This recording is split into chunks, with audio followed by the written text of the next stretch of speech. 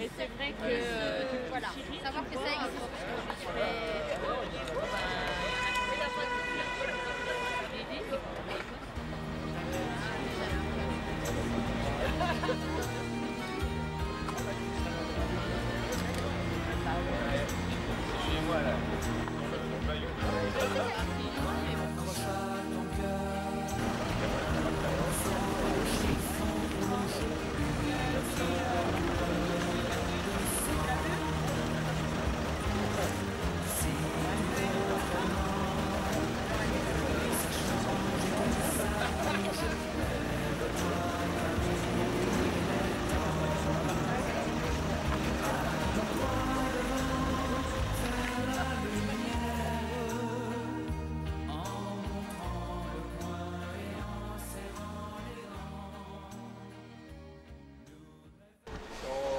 Bonjour Laurence Bourdon, on se revoit donc un an après la manifestation qui a été organisée le 9 juin 2011.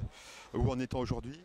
Alors aujourd'hui, le souci c'est que sur les agents privés momentanément d'emploi, ils sont toujours pas reclassés, ils sont au nombre de 4.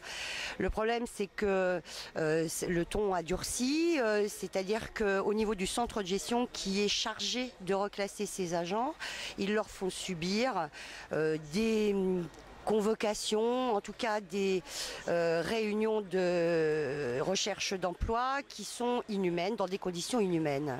Et là spécialement, on a vu les affiches, on vient soutenir Anne, c'est ça ? Oui, puisque Anne aujourd'hui est complètement détruite. Alors détruite par deux choses. La première, c'est qu'effectivement aujourd'hui, elle n'a toujours pas d'emploi, 2 ans après, puisque vous le savez, elle a été mise en surnombre pendant 1 an dans sa collectivité où on lui avait enlevé toutes ses missions.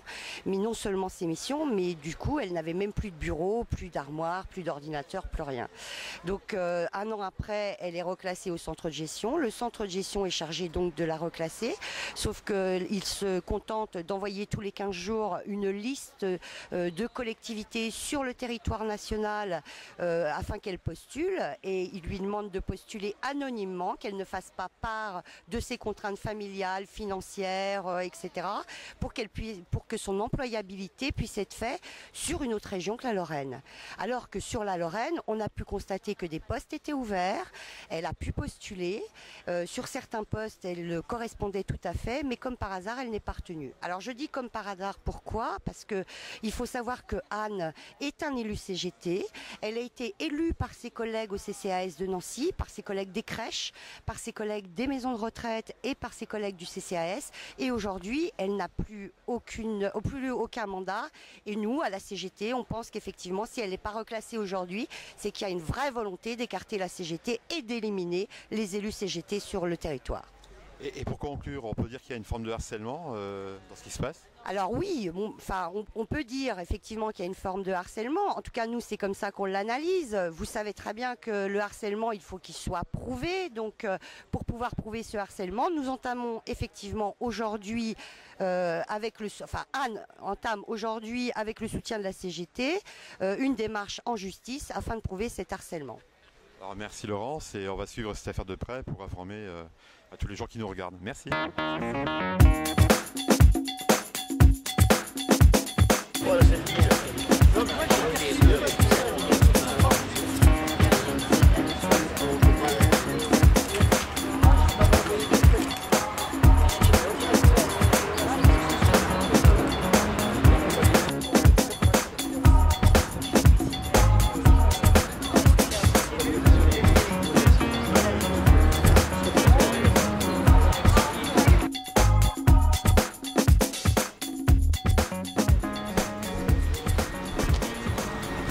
Communiqué du collectif de soutien de Anne, fonctionnaire momentanément privé d'emploi. Nous, parents, familles, amis de Anne, assistante sociale diplômée d'État, sommes scandalisés face à la suppression sans reclassement des postes des fonctionnaires titulaires dans la fonction publique territoriale. Depuis janvier 2010, le CCAS de la mairie de Nancy a procédé à la destruction du service social d'accompagnement des bénéficiaires du RSA, en supprimant les postes des assistants socio-éducatifs titulaires et en abandonnant ainsi dans l'urgence sociale 1300 adultes et enfants nancéens. Depuis la suppression de son poste, Anne s'est battue syndicalement pour défendre les droits de ses collègues, s'est battue aussi pour défendre la déontologie de sa profession d'assistante sociale, mais s'est battue également pour défendre les missions de service public, pour réduire les inégalités et préserver l'accompagnement de la population défavorisée au titre de l'intérêt général. Parce qu'elle agissait dans le cadre de son mandat syndical pour défendre le service social et la population la plus fragile de Nancy. Parce qu'elle posait les bonnes questions aux élus politiques de la mairie de Nancy, l'administration du CCAS a décidé de la faire taire. En refusant de la reclasser, le CCAS de la mairie de Nancy a mis fin à son mandat syndical en cours, alors qu'elle avait été élue par les personnels des crèches, des foyers résidences pour personnes âgées, des services administratifs du Centre communal d'action sociale de la mairie de Nancy. Nous sommes indignés de voir que dans la fonction publique territoriale, aucune protection n'existe pour les représentants syndicaux. La fonction publique territoriale a cette particularité que les fonctionnaires en perte d'emploi sont placés sous l'autorité du centre de gestion qui doit tout mettre en œuvre pour les reclasser. Ils jouent le rôle d'une ANPE. Et comme la fonction publique ne cotise pas aux ACEDIC, c'est le centre de gestion qui indemnise les fonctionnaires privés d'emploi. Pour autant, ils ne sont pas comptabilisés comme chômeurs. Ils n'existent nulle part. Dans les faits, le centre de gestion se cantonne à envoyer par mail des publicités d'offres d'emploi sur toute la France tous les 15 jours à Anne, avec obligation de postuler, quelle que soit la mission, quel que soit le lieu. Anne est consciencieuse et passe énormément de temps à candidater. Lorsque des postes sont vacants sur Nancy et le département, bizarrement, le centre de gestion ne fait aucun suivi de ces candidatures. En revanche, lorsqu'il s'agit d'emploi à l'autre bout de la France, il la menace de sanctions si elle ne postule pas. Alors elle postule, motive ses lettres sur ses compétences professionnelles, tout en expliquant aux employeurs potentiels qu'elle ne peut pas s'organiser, elle ne peut pas organiser un déménagement familial dans l'urgence, que son mari est installé professionnellement, qu'elle est mère de 2 enfants. Comment faire?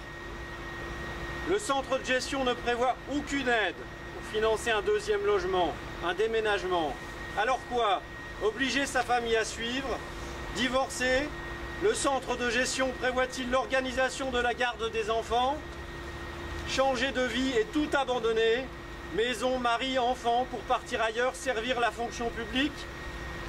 Démissionner et perdre son concours? Avec au mieux une indemnité forfaitaire qui plongera Anne dans la précarité? Cruel dilemme quand on est professionnel de l'action sociale implanté en Lorraine, que l'on aime sa profession et que des besoins sociaux restent à couvrir partout auprès de la population de ce territoire. Anne est alors convoquée par le centre de gestion, sans motif, de façon répétée, dans le bureau du directeur. On lui refuse le droit d'être accompagnée. Elle se retrouve dans des huis clos à 3 personnes contre elle. On lui reproche de faire état de ses contraintes familiales et financières et on lui impose une mobilité forcée sous peine d'arrêter son indemnisation. Les propos tenus à Anne dans le bureau de direction sont mensongers, humiliants et dégradants. Les entretiens durent parfois plus de 3 heures, sans témoin. Et puis l'entretien de trop. Excusez-moi. Anne s'est effondrée. Après 2 ans de recherche, désespérée de l'emploi d'assistante sociale, après 2 ans d'espoir déçu, après 2 ans d'acharnement de l'administration pour remettre en cause ses compétences lorsque son dossier professionnel est irréprochable, nous, ses parents, sa famille, ses amis, sommes révoltés par les conditions de prise en charge des fonctionnaires dont le poste a été supprimé. Nous dénonçons les méthodes inhumaines du centre de gestion pour pousser au licenciement et à la démission les agents de la fonction publique territoriale.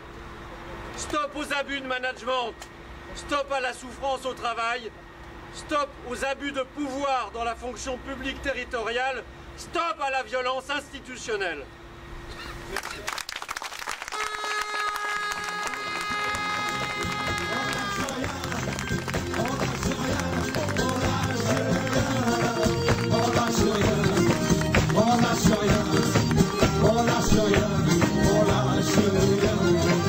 Ils nous parlaient d'égalité, et quand des cons les a crus.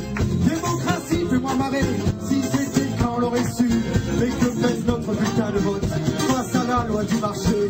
C'est con mes chers compatriotes, c'était bien fait plaisir. Et que pèsent les droits de l'homme face à la vente d'un Airbus? Au fond, il n'y a qu'une seule règle en somme, se vendre plus pour vendre plus.